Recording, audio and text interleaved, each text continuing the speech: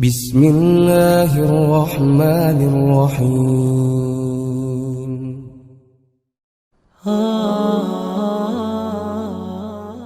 عن أبي الدرداء رضي الله عنه قال: سمعت رسول الله صلى الله عليه وسلم يقول: من سلك طريقا يبتغي فيه علما سهل الله له طريقا إلى الجنة، وإن الملائكة لتضع أجنحتها لطالب العلم رضا بما صنع، وإن العالم ليستغفر له من في السماوات والأرض حتى الحيتان في الماء، وفضل العالم على العابد كفضل القمر على سائر الكواكب، وإن العلماء ورثة الأنبياء، وإن الأنبياء لم يورثوا دينارا ولا درهما، وإنما ورثوا العلم، فمن أخذه أخذ بحظ وافر. رواه أبو داود والترمذي. شغوف إلى ربه أحب رضاه أحب لقاه، يظل يجيء إلى ربوة قرار ويسمو وذا مرتغى، فلا لهو يثنيه عن سيره، ولا جمع مال تغى الشهوى، إذا ما ينادي منادي الفلاح تراه لذاك يحوم. Asal mula berdirinya pondok ini adalah ketika saya masih mondok di Gontor. Itu masing-masing santri nihai, yaitu santri yang kelas terakhir, dipanggil atau dibisiki oleh Yai Pondok Pesantren Gontor Kiai Haji Imam Zarkasi, supaya murid-murid itu nanti di masing-masing wilayah berusaha mendirikan pondok yang dirintis dari Gontor. Maka saya ketika lulus mempunyai semacam amanah untuk mendirikan itu. Setelah saya sekolah di Al-Irsyad Universalis di Solo, saya kenal beberapa mubalik. Ketika itu kami bekerja sama di dalam dakwah pengajian di kuliah duhur di Masjid Agung Surakarta. Lalu di situ kami juga saya menyampaikan juga sebaiknya kita mulai mendirikan pendidikan. Lalu kita mendirikan madrasah diniyah, ya, madrasah Al-Mu'min, tapi khusus agama, yang murid-muridnya itu yang pagi hari sekolah di SMP sampai SMA, sore harinya ikut mengaji, ikut sekolah di madrasah diniyah yang pelajarannya hanya bahasa Arab dan din, ya, bahasa Arab, dipusatkan bahasa Arab dan din saja, tidak ada umumnya. Madrasah ini berjalan sampai 5 tahun. Setelah 5 tahun, maka dirintislah pendirian Pondok Pesantren Al-Mu'min di bawah Yayasan Mu'min, ya, Al-Mu'min. Nah, pertama kali pondok ini berdiri tanggal 10 Maret tahun 1972 di Gading Kidul, ya, Gading, ya, tempatnya Pak Latif. Kita mulai menerima 30 murid, yang 20 membayar penuh, yang 10 bebas penuh, ditanggung oleh yayasan pada waktu itu. Mulai ketika pondok sudah kita berdirikan, madrasah Al-Mu'min kita bubarkan, jadi kita anukan pada pondok.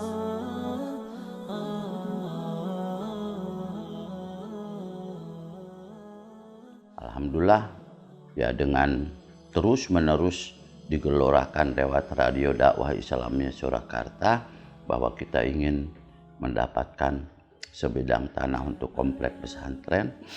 Ya, kemudian ada yang menawarkan tanah ini ngeruki. Ya, milik Kiai Abu Amar dulu, pendiri Jamsaren ya. Ya ada saat itu diwakafkan sebagian dan kita beli sebagian. Masyarakat terutama para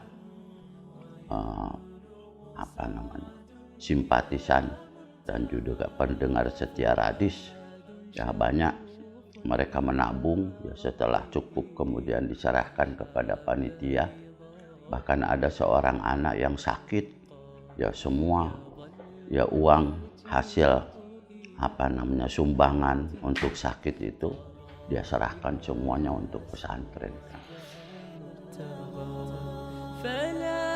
Lalu pertama kali yang didirikan itu adalah Darul Ulum yang sekarang menjadi areal olahraga itu.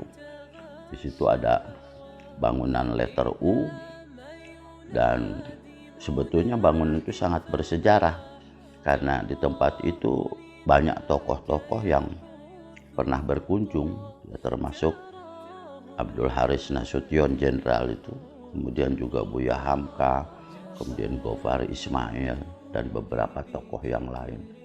Lalu dibangun masjid yang ya sederhana itu yang sekarang sudah berubah menjadi masjid permanen. Itulah bangunan yang pokok. Adapun putri saat itu ditempatkan di utara, di kompleknya Pak Amir ya. Jadi putra di selatan, putrinya di utara.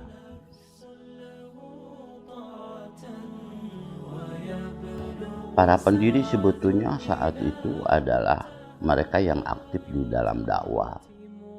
Dan ada beberapa alumni pesantren Gontor. Yang pertama Ustaz Abu Bakar Bashir. Yang kedua Ustaz Yoyo Raswadi almarhum dari Tasikmalaya. Kemudian yang ketiganya Ustaz Abdul Kohar Haji Deng Matasa itu dari Sulawesi. Yang keempat Pak Hasan Basri ya dari Banjarmasin. Nah, kemudian gabung juga Ustadz Abdullah Sungkar, tapi beliau tidak aktif di dalam pendidikan, beliau aktifnya di dalam dakwah. Setelah mengadakan studi banding ke Gontor dan ke Bangil, ya, jadi pesantren ini memang dilatar belakangi oleh para pendiri awal yang latar belakangnya dari pesantren Gontor dan pesantren Bangil. Ya Bangil kita mengambil mungkin dari sisi hukum, ya Gontor dari sisi bahasa dan dari sisi kemanusiaan ya, dari sisi pembinaan ya pribadi yang lebih ya, terdidik ya. Sebagaimana latar belakang awal bahwa kurangnya para dai di Solo itu lebih-lebih pasca kejadian G30S, maka kita ingin mempunyai kader-kader yang memang memiliki kecukupan di dalam berdakwah ya. Dan saat itu mu'alimin mungkin menjadi jawaban ya, karena persoalan-persoalan umat tidak tidak kompleks seperti sekarang ini. Jadi sangat memadai saat itu. Di berdirinya mu'alimin ya. Tadi seperti yang tertuang di dalam hitoh bahwa lembaga pendidikan Islam Al-Mu'min ini mendidik kader-kader generasi muslim menjadi ulama amilin fisabilillah. Ya karena komitmennya kepada dakwah dan menyampaikan Islam yang murni, lebih-lebih saat itu adalah zaman Soeharto yang represif betul ya. Termasuk tahun 76 itu Radio Dakwah Islamiyah ditutup ya. Waktu itu pemilu pertama ya. Al-Mu'min semenjak saat itu sudah disoroti terus ya. Lebih-lebih tahun 76 tahun 76, 77, 78 itu ya para pendiri awal dan guru-guru yang pokoknya adalah harus masuk tahanan ya. Sehingga Nguruki ini mengalami kegoncangan, tapi justru dengan kejadian-kejadian ini adalah menempa para ustadz dan para pendiri awal itu mempunyai semangat perjuangan yang tinggi, ya, yaitu hambatan dan tantangan yang dihadapi ya saat itu. Jadi bertubi terus ya sebetulnya dari mulai Radis ditutup karena kita memang saat itu terutama Abdullah Sungkar itu beliau tidak setuju dengan pemilu, lebih-lebih saat itu represif betul dari pemerintahan Soeharto.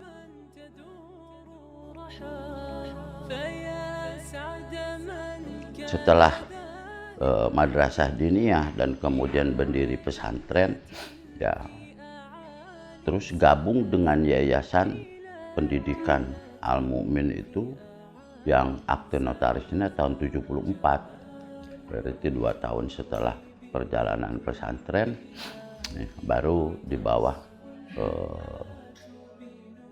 naungan Yayasan Pendidikan Islam yang saat itu ketuanya Pak Latif ya almarhum.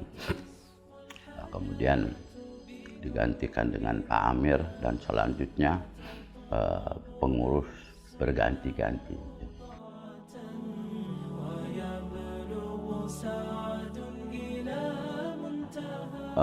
Yayasan Pendidikan Islam Al-Mu'min ini menangani 2 sistem pendidikan. Yang satu adalah sistem boarding atau pesantren. Yang pesantren ini mengalami ya perubahan bentuk. Yang awal mula adalah mu'alimin. Tapi pada saat itu mu'alimin juga diikutkan ujian ya, bahkan pada satu SMA. Baru kemudian tahun 82 ada pembentukan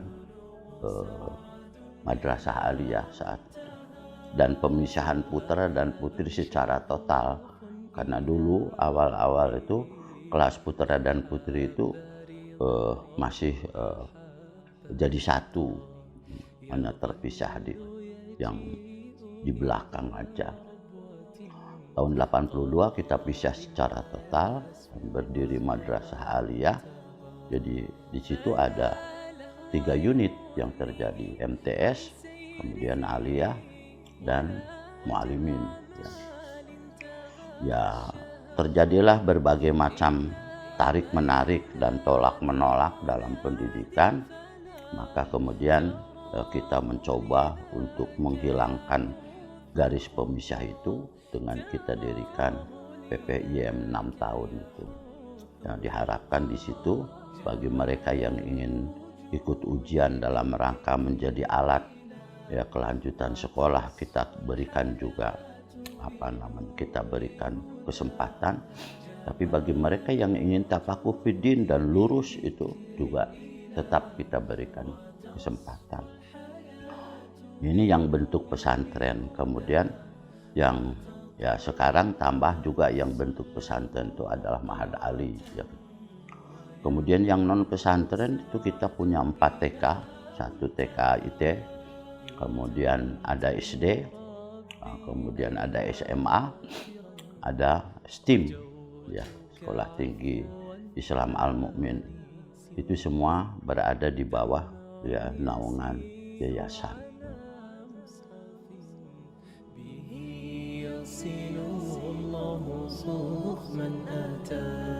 فتلك سجايا لقلب سليم إلى الله دوما. Lazimnya sebuah lembaga yang lahir menjawab persoalan masyarakat, maka pesantren Al-Mu'min Ngeruki mempunyai visi atau mimpi besar bahwa di kemudian hari akan wujud masyarakat atau generasi yang mau dan mampu mengamalkan Islam secara kafah.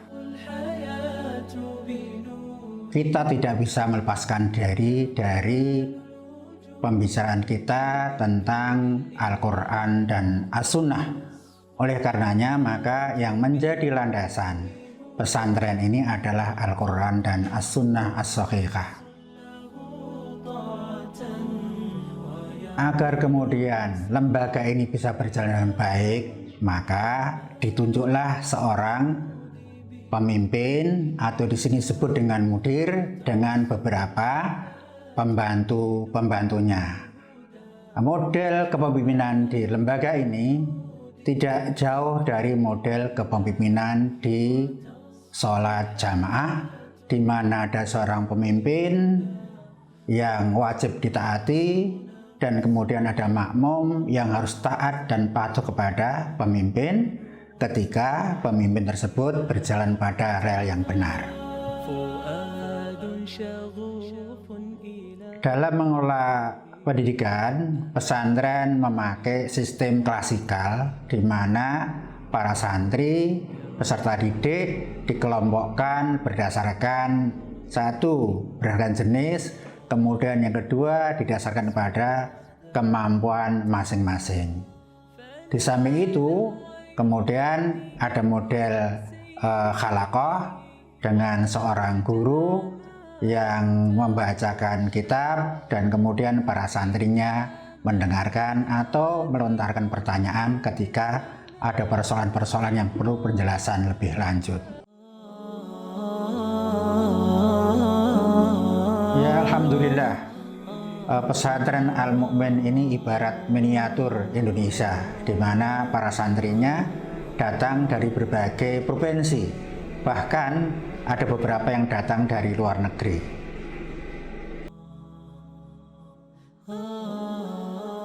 Kita mempunyai unggulan utamanya di bidang tahfidzul Quran, di mana itu sejalan dengan landasan kita.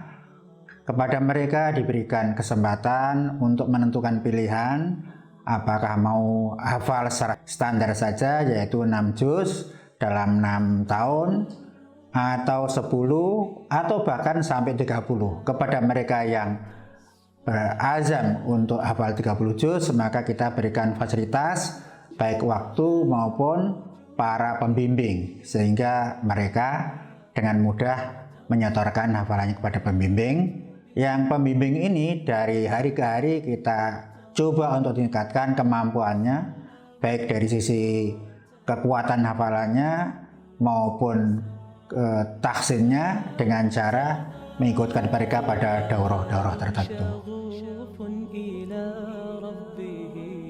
Ya, setelah kita menetapkan desain kurikulum, kemudian melengkapi dengan berbagai macam fasilitas, kita harapkan peserta didik atau output itu mempunyai akidah yang benar, kemudian ibadah yang benar pula, mempunyai akhlak yang baik, terpuji, kemudian mempunyai keterampilan dan wawasan luas, ditunjang juga agar mereka bisa mandiri, tidak menjadi beban bagi orang lain. Walhasil, kalau boleh kita simpulkan, anak-anak merugi itu adalah anak-anak yang soleh, cerdas, dan mandiri.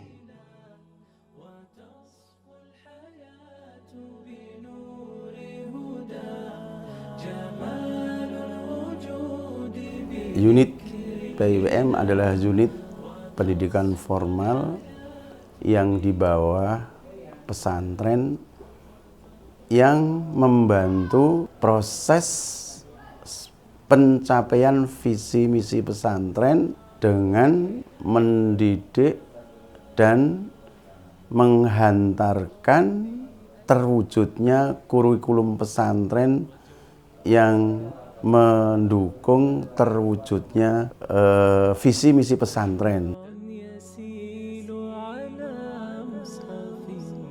Meliputi di dalamnya adalah SLTP dan SLTA. SLTP di kelas 3-nya mereka harus mengikuti ujian nasional. Kemudian melanjutkan di kelas 4 tingkat SLTA yang terdiri dari 3 jurusan. Jurusan IPA, jurusan IPS dan jurusan keagamaan. Bagi anak-anak jurusan IPA dan IPS itu diberikan jalur jalan untuk menyelesaikan tahfidz 30 juz bagi mereka yang siap. Sementara yang di jurusan keagamaan mereka wajib dan harus mengikuti program tahfidzul Quran yang ditargetkan 30 juz sampai selesai di kelas 6-nya. Kemudian kewajiban mereka yang kedua adalah bagi anak-anak yang jurusan keagamaan, mereka wajib melaksanakan WB selama 1 tahun. Program pendidikan tahfidz adalah program yang bersifat khusus untuk mempersiapkan anak-anak yang masuk di pesantren Al-Mu'min dari tingkat SLTP, baik SMP maupun MTS yang non pesantren. Kurikulum yang diterapkan di pesantren Al-Mu'min adalah kurikulum yang terpadu yang terdiri dari kurikulum yang disusun oleh pesantren yang disiapkan sedemikian rupa yang mendukung terwujudnya visi dan misi. Kemudian dipadu dengan adopsi kurikulum dari pemerintah yang di bawah Kemenak, karena anak-anak kita harus mengikuti ujian-ujian formal dari pemerintah. Sehingga anak-anak harus mengikuti 2 kurikulum yang terpadu, kurikulum pesantren dan kurikulum negara yang di bawah Kemenak, yang diharapkan perpaduan ini akan memberikan wawasan yang lebih sempurna dan lebih utuh dalam memahami nilai-nilai Al-Quran dan Al-Hadis. Program yang ekskul yang ada di bawah unit pendidikan pesantren adalah bela diri.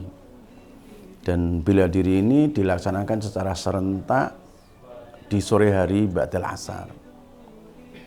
Yang kedua adalah program keterampilan yang meliputi sablon, las, bengkel, kaligrafi, videografi, fotografi, teknisi komputer, tata boga, dan tata busana.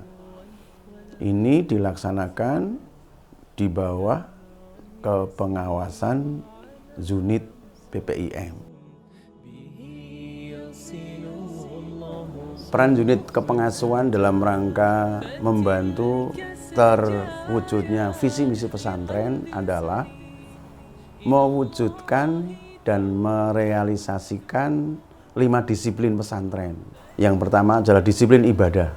Setiap warga pesantren harus mendukung disiplin ibadah yang dimotori oleh bagian kepengasuhan. Yang kedua adalah disiplin akhlak, meliputi seluruh kegiatan akhlak yang bersifat umum, karena ini adalah awal pembentukan karakter santri dalam kehidupan bermasyarakat yang diawali dengan kehidupan masyarakat di pesantren. Yang ketiga, disiplin belajar. Disiplin belajar, karena ini di kepengasuhan, adalah disiplin belajar non formal di malam hari yang dimulai dari jam 8, jam 20 sampai jam 21. Bahkan bisa lebih dari jam 21 yang sifatnya adalah murojaah, mudzakarah, mengulangi materi-materi di pagi hari. Yang keempat adalah disiplin bahasa Arab dan bahasa Inggris. Bagi anak-anak yang baru diberikan kesempatan 1 semester awal, itu mereka bisa menggunakan bahasa resmi Indonesia, dan berikutnya mereka dituntut untuk menggunakan bahasa campuran Indonesia Arab atau Indonesia Inggris. Yang kelima adalah disiplin lingkungan. Disiplin lingkungan ini adalah disiplin yang terkait dengan kebersihan secara umum. Karena Islam sangat peduli dengan kebersihan, an-nadhafatu minal iman. Dengan lini pesantren yang begitu luas, maka dibutuhkan disiplin yang terkait dengan lingkungan. Karena sampah ini akan menjadi musuhnya para santri dan harus bersih.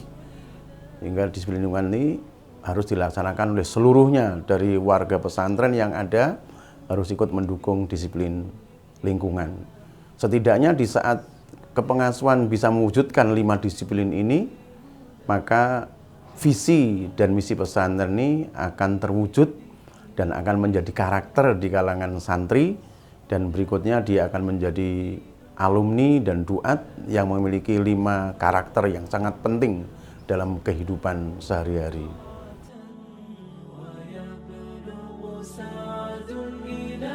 Ragam kegiatan santri yang terstruktur adalah satu adalah IST. IST ini adalah semacam organisasi OSIS yang di luar, tetapi di pesantren dinamakan IST, Imarati Su'unit Thalabah, yang fungsinya dan perannya adalah membantu pesantren dalam menegakkan disiplin 5 disiplin pesantren yang telah kami jelaskan tadi. 5 disiplin ini yang membantu secara efektif dalam pelaksanaan hariannya adalah IST. Kemudian muhawarah.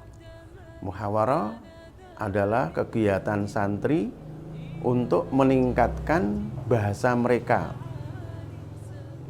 Dilaksanakan dalam waktu seminggu sampai bisa 3 kali, muhawarah bahasa Inggris, muhawarah bahasa Arab.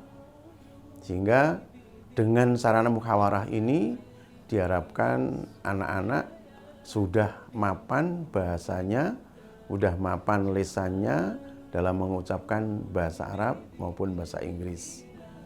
Yang ketiga adalah Tasji'ul Lughah. Tasji'ul Lughah adalah acara khusus yang ada di bawah kepengasuhan yang sifatnya memberikan semangat bagaimana anak-anak bisa menjalankan bahasa ini dengan baik dan memberikan bekal-bekal bahasa yang dibutuhkan oleh anak dalam kehidupan sehari di pesantren. Yang keempat adalah Ta'limul Qura. Ta'limul Qura ini dimulai dari ba'dal maghrib sampai Isya. Yang kita libatkan adalah anak-anak kelas 4. Mereka keluar dari pesantren, areal jangkauan kira-kira 2 kilo sampai 3 kilo. Sasaran mereka adalah masjid, musola, rumah-rumah warga yang memang dibutuhkan untuk diajari ilmu-ilmu agama. Kemudian tausiah ba'dal maghrib. Tausiah ba'dal maghrib adalah kegiatan yang dilaksanakan di masjid dan dipandu oleh seorang guru yang memiliki kemampuan untuk memberikan materi-materi tertentu dalam rangka membangun jiwa di masa depannya. Sehingga bekal-bekal ini diberikan secara utuh, baik secara formal maupun secara non-formal. Kemudian ada bentuk halaqah. Halaqah adalah lingkaran kecil yang mungkin setiap halaqah ini ada 10 anak yang dipandu oleh seorang musyrif, seorang ustadz yang memberikan tasjid dan memberikan pencerahan di masa-masa yang akan datang. Yang berikutnya adalah qiraatul Quran, yang mereka juga bentuknya adalah halaqah, bisa di masjid, bisa di kamar, yang dipandu oleh guru maupun dipandu oleh pengurus kamar dan pengurus IST. Yang berikutnya adalah sorogan. Sorogan ini adalah sistem pesantren kuno yang kemudian kita tetap abadikan karena sorogan ini memiliki keunikan tersendiri dalam pembinaan karakter seorang santri. Sehingga ciri ini tidak bisa ditinggalkan karena sorogan ini adalah ciri pesantren. Sekalipun pesantren kita termasuk pesantren modern Tetapi ciri pesantren ini salah satunya adalah wujudnya sorogan yang diberikan oleh seorang guru di depan para santri dengan buku tertentu. Buku bisa Riyadhus Shalihin, bisa Tazkiyatun Nafas, ada yang akidah, ada di buku-buku yang telah dipilih oleh bagian kepengasuhan. Kemudian yang berikutnya yang terakhir adalah kegiatan olahraga, terstruktur sekali. Olahraga ini ragamnya banyak sekali dan anak-anak ada olahraga basket, ada futsal, ada takraw, ada bola pingpong, ada bola kaki, dan kegiatan-kegiatan yang lain, ada naik kuda, memanah, dan semua kegiatan olahraga ini akan diwujudkan karena ini salah satu di antara sekian pengendali anak-anak supaya tidak mudah keluar dari komplek, maka diadakan sarana olahraga ini semaksimal mungkin.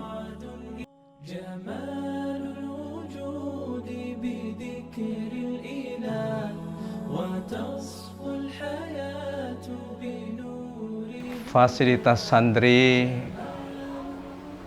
yang disediakan oleh Pondok Pesantren Islam Al-Mu'min ini yang disediakan ada pada 6 bagian, di mana ada semuanya di bawah Pudir 2, pembantu Direktur 2. Yang pertama adalah bagian logistik, yang kedua adalah bagian sarana prasarana, dan yang ketiga adalah humas, hubungan masyarakat. Kemudian yang keempat adalah bagian kesehatan, dan yang kelima ada di perpustakaan, dan yang keenam adalah MDC Al-Mu'min Dakwah Center. Itulah poin-poin dan bagian-bagian yang menjadi penunjang sarana untuk seluruh santri di pondok pesantren ini. Sarpras itu perannya adalah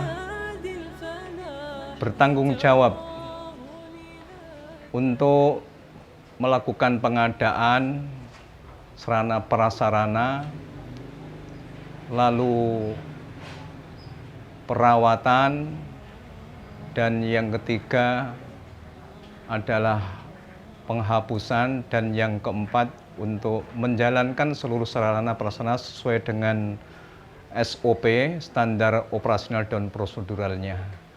Di antara sarana yang disediakan pengadaannya adalah pergedungan, ATK, sarana kebersihan, dan lain sebagainya yang sangat dibutuhkan di dalam menunjang pendidikan di Pondok Pesantren Al-Mu'min. Peran daripada logistik adalah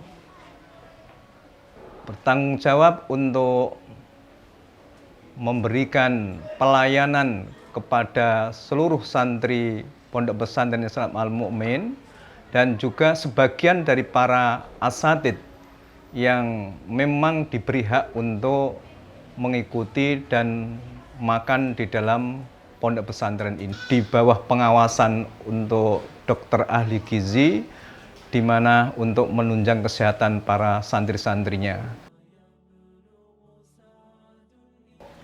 Bagian kesehatan di Pondok Pesantren Al-Mu'min yang disebut BP itu adalah punya peran dan fungsi di mana bertanggung jawab untuk mengadakan pelayanan kesehatan pada seluruh santri-santri maupun juga keluarga dari Pondok Pesantren Al-Mu'min ini. Adapun mengenai tenaga yang ada, sekitar 9 dari tenaga medis, putra maupun putri, dan juga 3 dokter yang menjadi konsultan dan pengawas dari Pondok BP Pondok Pesantren Islam Al-Mu'min ini.